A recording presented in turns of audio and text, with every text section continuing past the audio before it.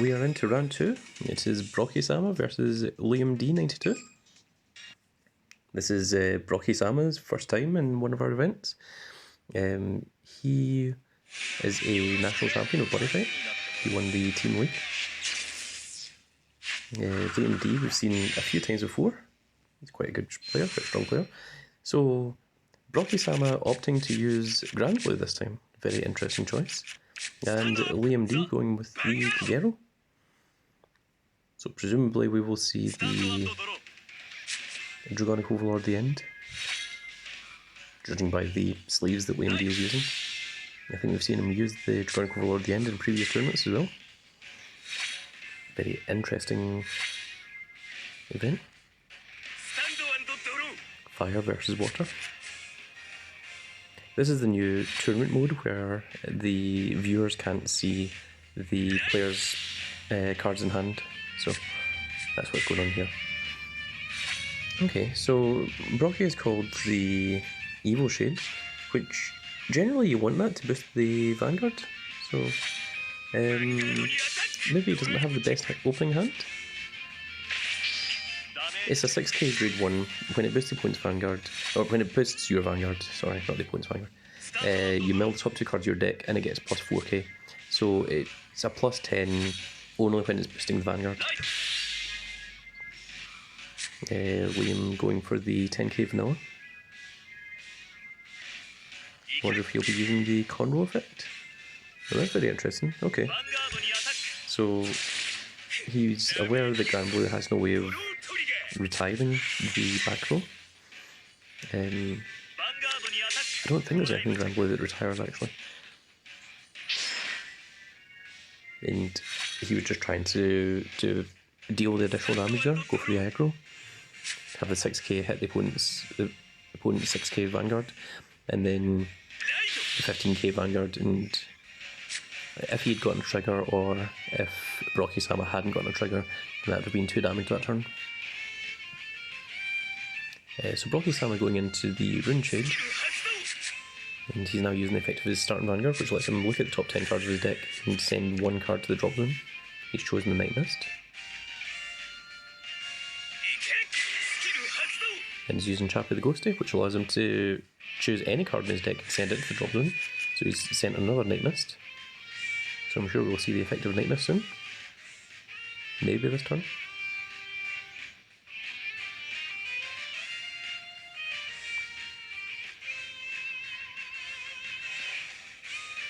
So Night Mist's skill is while it's in your drop zone, you can Card Blast 1, retire any card in your field to call it. There we go.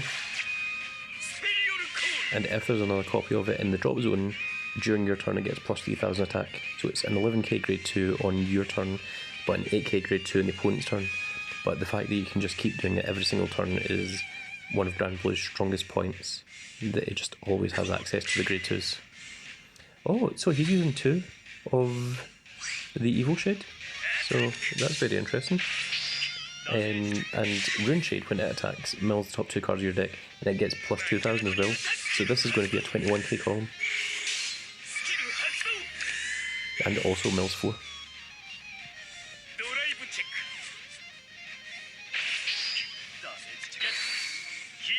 And there's a heal trigger off of that damage, and that will help Liam quite a bit. Let's take a look at the triggers that have been used so far. So Brockie's hit 2 draw triggers and Liam's hit the 1 heal trigger. Obviously no perfect cards have been used as of yet. Oh, there's the Dragonic Overlord. So if Liam uses the Overlord at the end of the following turn, it's going to be a 13k Vanguard, which you're going to probably think is going to be a bit difficult for Brockie using Granblue. And he's got 2 of the Burning Horns, which get plus 3000 if your Vanguard is Overlord, which is Overlord or Dragonic Overlord at the end. So it's very strong having those 12k grade 2s. And he's using the effect of the Conroe, getting himself the perfect guard. That's the standard move. Yep, that's correct. And then the Vanguard attack the Vanguard.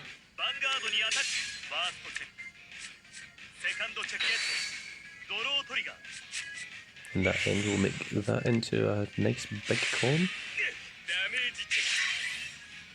Not that it's needed, because Brockie did not hit trigger there. And again.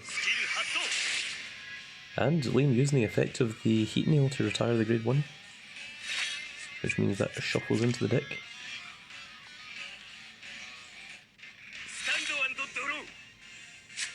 It's difficult to play control deck like Kagero against Granblue, simply because Granblue can just keep bringing back the grade 2s over and over again. And here comes the Cocytus. This is the brand new grade 3 that's only just came out as of the current Granblue event. And he's using the Cutlass to Soul Blast 2 to give himself an additional card. That basically makes that a free call. Very strong. He opted not to use Cocytus as effect. When Cocytus plays, you can Counterblast 2 to call a card from your drop zone. So he's going to use... Oh, okay. I was going to say he's going to use that to get rid of the Cutlass and bring back the Nitros. But he got rid of the Zombie Eating Shark. Zombie Eating Shark is a grade 3, I believe, Vanguard or Rearguard. When it's boosted, gets plus 3000 attack. And there's another Cocytus. And Brockie's opted to turn that into Night Mist as well. The thing is, with having these constant grade 2s, it makes it very, very difficult for an opponent because they always have to take care of these grade 2s in some way or another. Even if Liam has to use Dragonic Overlord's effect. Very interesting.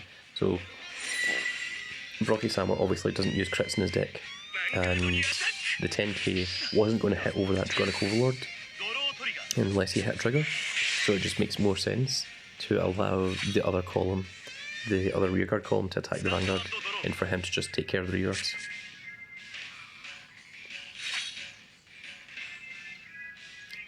So it's 3 against 3. Liam has 6 cards in hand. Brockie has 3 in hand, but he's got 3 cards in the field. So both players are at 6 cards to 6 cards in terms of advantage. Whether you've got a hand advantage, whether you've got a field advantage, it's really the same thing. Especially in this game. He's opted not to ride, so perhaps he doesn't have the Dragonic Overlord at the end. Because you've got to think, if he did have the Dragonic Overlord at the end, he might have ridden it. Okay, so Liam has opted to call 2 grade 3 rearguards, so possibly he doesn't have the grade 2s in hand, which is going to leave his Vanguard vulnerable, open to attack now. And that will activate Cocytus' limit break, so now whenever Cocytus attacks, it'll get plus 5000.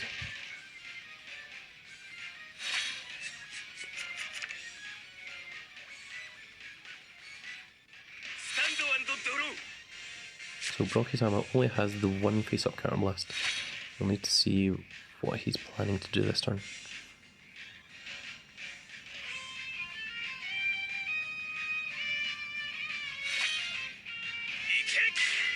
Ah, right.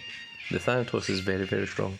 When it hits an opponent's Vanguard, you can Counterblast 1, retire it to call a card other than Cocytus, or other than Thanatos, sorry, from your drop zone to rearguard circle.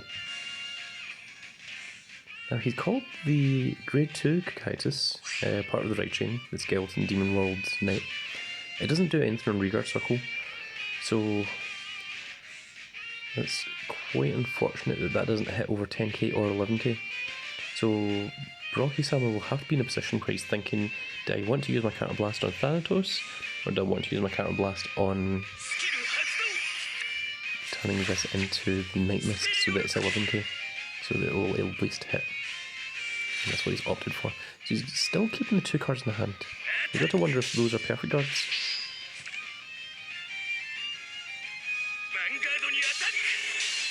Okay, so he's taking care of the rear guard. There's no triggers there, so the Thanatos is going to have to hit the opponent's rear guard. But that might have been what Brockie-sama wanted to do from the beginning. He's now in the unfortunate position that Liam has the 3 face-up Carton Blast for his Dragonic Overlord. So it would be better if he could call a rearguard Dragonic Overlord to take care of the opponent's front row. But if he has to use it in the Vanguard, he won't hit any triggers this turn, but at least it'll take care of the field for him. We need to see what he's planning. So that's a 17k column. Yep, he's opted to use the effect of the Vanguard Dragonic Overlord.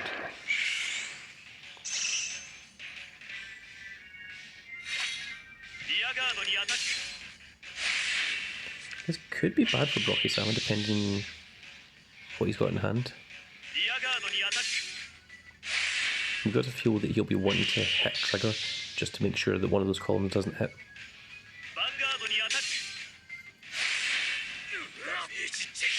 Oh, not a trigger.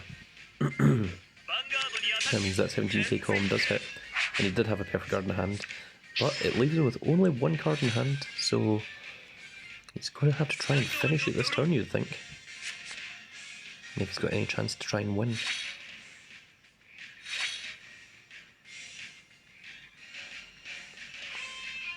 Obviously we don't know his hand, but we know that whatever card he calls, he can turn it into a Night Mist in his graveyard if he wants to.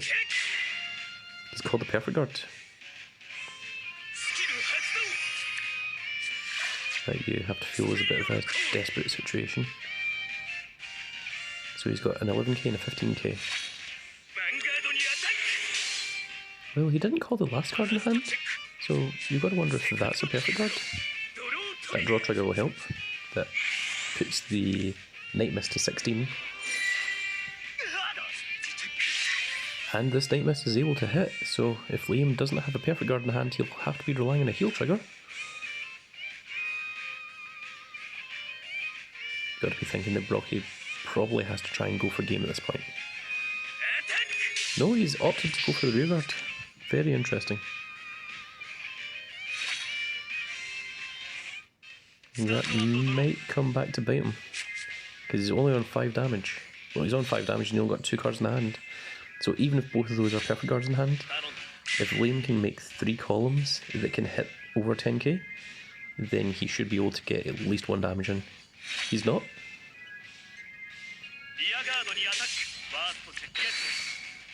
There's another draw trigger, so that gives Liam even more cards in hand. And another draw trigger. So that is now a 6 to 2 card advantage, not including the Vanguards. And Brockie does have the perfect guard. Yeah, perfect guards we've seen. So Brockie's used 3 of his perfect guards, and we saw 1 tribe checked in the last turn. So that means there's a perfect guard near the bottom of his deck. So that last card in hand was not a perfect guard. Now Brockie doesn't have any face-up damage, so he can't go into his Night Mists. Oh, I'm not sure that was a good move. I'd have made an 18k column rather than relying on triggers here. Although he hit the trigger. He hit both triggers, so now both his rearguard columns will be able to hit the opponent's Vanguard. So even if this gets perfect guarded, he still has 2 more attacks. Looks like his gamble's paid off. Liam did indeed have another perfect guard, but does he have a last perfect guard to avoid this? He doesn't. Is he going to hit the heal trigger? And that is game. What a tremendous gamble at the end there. If I had played that, I'd have lost. So, kudos to Brockie and his gambling skills, relying on that double trigger to win at the end there. Very, very strong. Sometimes as a player, you just have to get a feel for the game, and you just have to know when it's time to do something. That's literally the Saculia, when you foresee how a thing happens, and you're just like, right, well, this is my only win condition to go for this. So, very well done to Brockie Sama there into the finals.